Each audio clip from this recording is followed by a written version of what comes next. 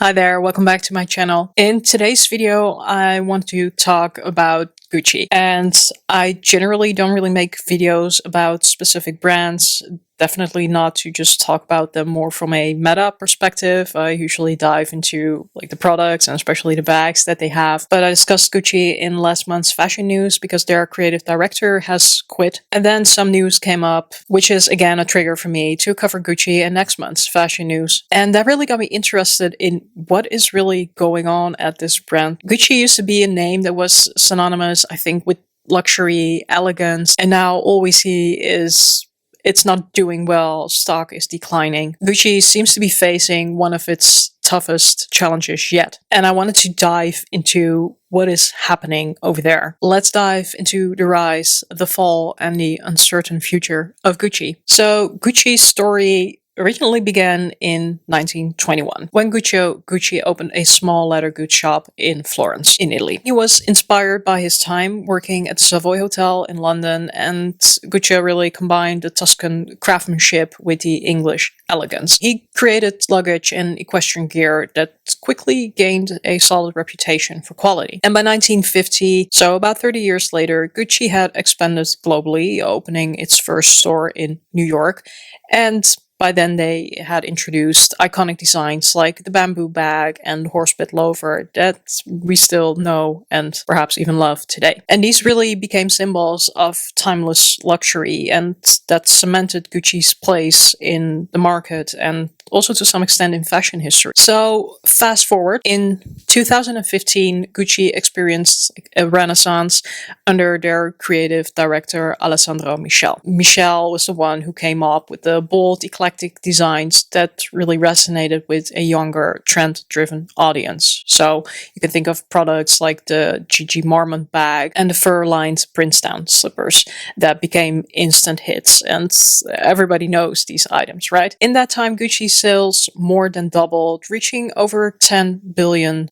annually by 2022. But this success came at a cost because Gucci's focus on trends and mass market appeal began to erode its exclusivity, which is of course a key element in luxury branding. And around that time, you really saw that other brands within the luxury market, you can think of the competitors like LV, Chanel, Dior, they were really trying to take different direction to make sure that they could maintain that exclusivity. Once Gucci had sort of saturated the market with their popular items, a lot of people started to lose interest in what Gucci was producing and what they were bringing out in terms of new collections, and sales started to decline. So in comes Sabato De Sarno in January 2023, and he was appointed as the new creative director of Gucci, and he was tasked with reestablishing the brand's edge and restoring the brand equity. So his work is not per se to be completely forgotten, because in his first collection, dubbed the Gucci Ancora, he introduced a new signature color, so Gucci Rosso Ancora, a velvet burgundy with an oxblood hue, and his collection was seen as sort of a cleansing after the maximalist era of Alessandro Michel, marking the dawn of a new era of pragmatism for the brand. However,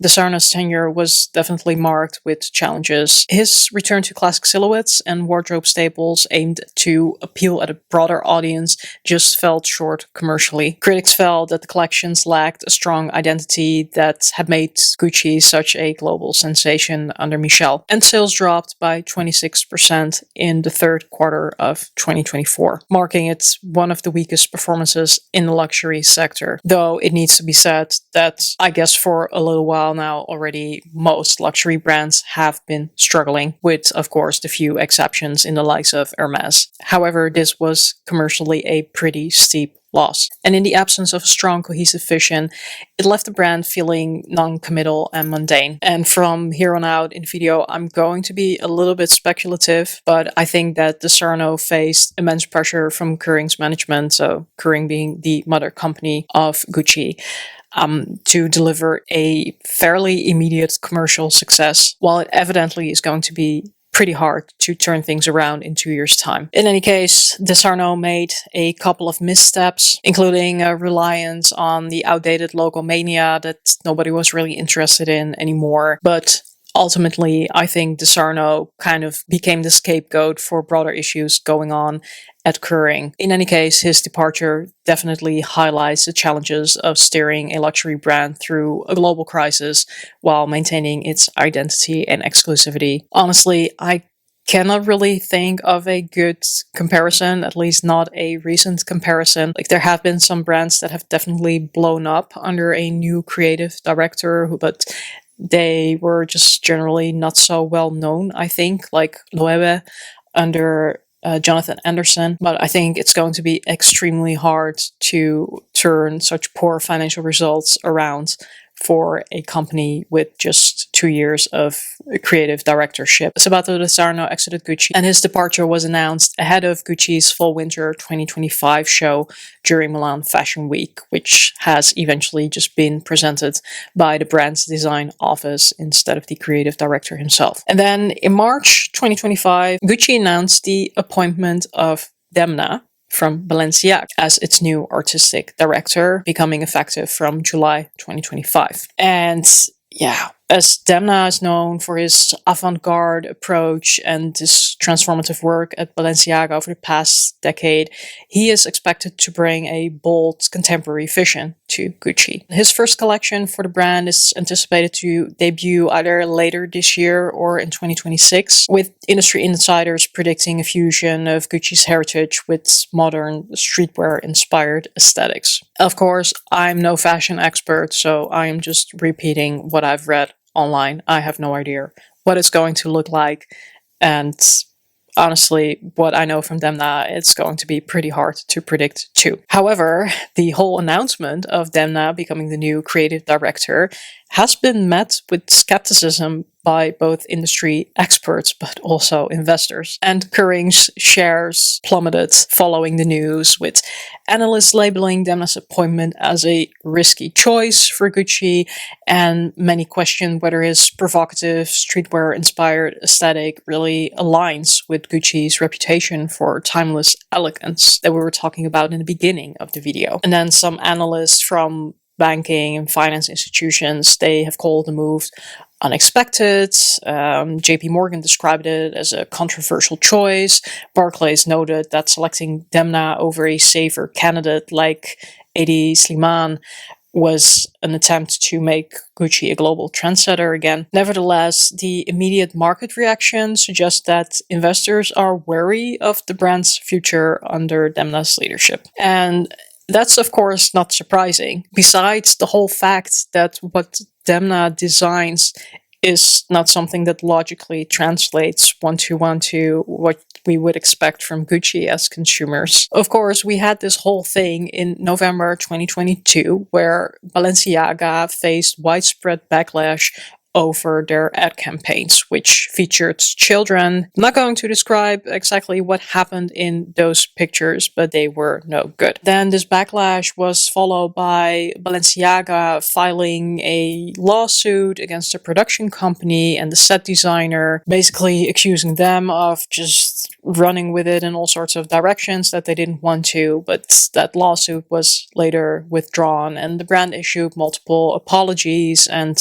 acknowledging a series of previous errors. If you've been hanging around in the YouTube luxury space for a couple of years and you have gone through that period, then you will remember all of the videos that people made about being so outraged about what Balenciaga did. And I still feel now, 2.5 years later approximately, people are still boycotting Balenciaga. Like, it got a little bit better when they released the Balenciaga Rodeo bag, because then at least they were making again something interesting. Like, it felt somewhat acceptable to start buying from Balenciaga again. However, you could sense that still a lot of people were not comfortable dropping that kind of money at Balenciaga. So just from my personal perception, I feel like what happened then still impacts Balenciaga today. Like, the scandal severely damaged Balenciaga's reputation and definitely raised questions about Demna's leadership, because this all happened under Demna's leadership. And Demna's work has always been polarizing. Like,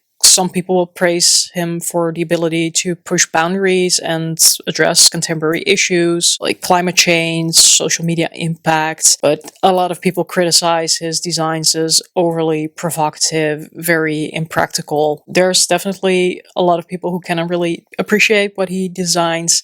I think I would generally classify myself as one of them. Like, some of their bags are nice, but whenever I see, again, the ridiculous shoes, the potato chip bags, and I'm also like, yeah, you're just trying to provoke. Well, I actually pointed out in one of my fashion news video that he has been so hypocritical because he said that he wanted to return to what Balenciaga was originally doing, beautiful silhouettes, all of that. And then again, he comes out with a runway show with the most ridiculous, impractical, unwearable shoes, for example. So I'm running off on a little bit of a tangent. Let's get back on track. Demna's appointment at Gucci has definitely been sparking debate about whether his type of style can revive a brand that's really known for its classic elegance and timeless appeal. I kind of feel like it can go two ways. Again, just me speculating. Either this is a very big mistake, as the fall in share price seems to suggest. It could also be that with Demna's arrival,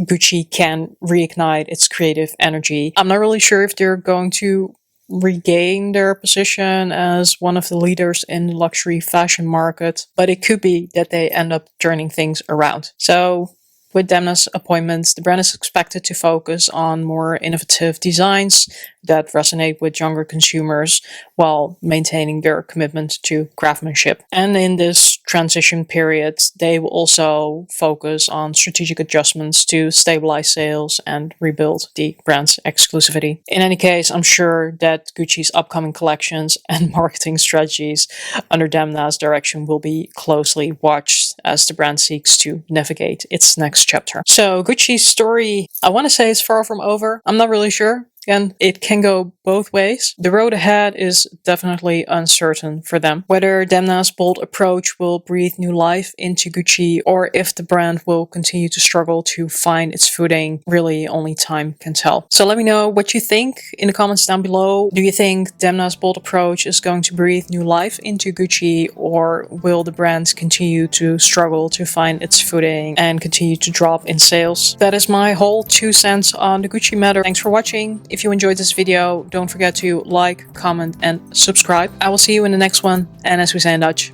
doei!